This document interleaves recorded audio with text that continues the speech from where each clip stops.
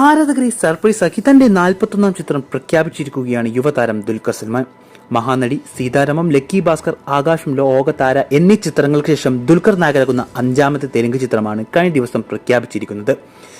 തെലുങ്ക് താരം നാനിയാണ് ദുൽഖറിനൊപ്പവും ചിത്രത്തിന്റെ അണിയർ പ്രവർത്തകർക്കൊപ്പം സിനിമയുടെ പൂജയ്ക്ക് ചീഫ് ഗസ്റ്റായി എത്തിയത്.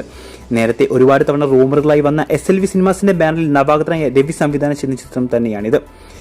ഈ ചിത്രത്തിൽ തെലുങ്ക് താരം പൂജ ഹെഗ്ഡെയാണ് നായികയായി എത്തുക.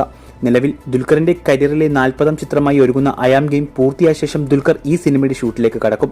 ഏകദേശം 100 ദിവസത്തോളം ഷൂട്ടുള്ള അയാം ഗെയിം കഴിഞ്ഞ് അടുത്ത വർഷം ആദ്യത്തോടെയാവും ഈ സിനിമയുടെ ഷൂട്ട് ആരംഭിക്കുക.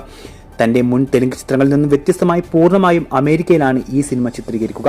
തെലുങ്കിൽ ദുൽഖർ ഇതുവരെ അഭിനയിച്ചിട്ടുള്ളതിൽ വെച്ച് ഏറ്റവും കൂടുതൽ മുതൽമുടക്കുള്ള ഒരു സിനിമ കൂടിയാണിത്. സീതാരാമത്തിന് ശേഷം ഇനി റൊമാൻറ്റിക് ചിത്രങ്ങളിൽ അഭിനയിക്കില്ലെന്ന് പറഞ്ഞ ദുൽഖർ വീണ്ടും ഒരു റൊമാൻറ്റിക് ചിത്രവുമായി എത്തുമ്പോൾ പ്രതീക്ഷകൾ ഏറെയാണ്. മാത്രമല്ല, തെലുങ്കിൽ വളരെ ശ്രദ്ധയോടെയാണ് ദുൽഖർ സ്ക്രിപ്റ്റ് തിരഞ്ഞെടുക്കാറുള്ളത്. അതുകൊണ്ട് തന്നെ ഈ ചിത്രം വലിയ പ്രതീക്ഷയാണ് നൽകുന്നത്.